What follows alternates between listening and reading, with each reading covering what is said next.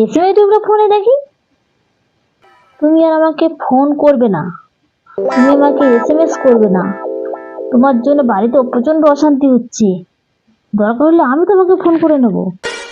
আমি আমি ফোন করবো তোমাকে, ঠিক আছে? বউ যেন কারোর সঙ্গে কথা বলছে। সর্বনাশ, আমি বাইরে থেকে নাগরের সাথে কথা বলে।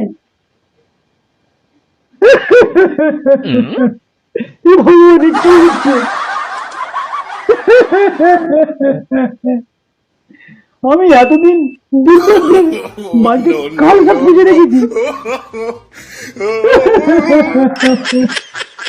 হে ভগবান,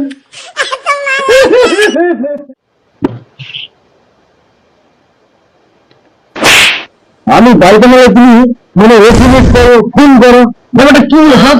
ফোনটা কাট। তাহলে এসএমএসটা কার ঢুকেছে, তোমার না আমার? নতুন মাল পাই গেছে, জীবনে সেবা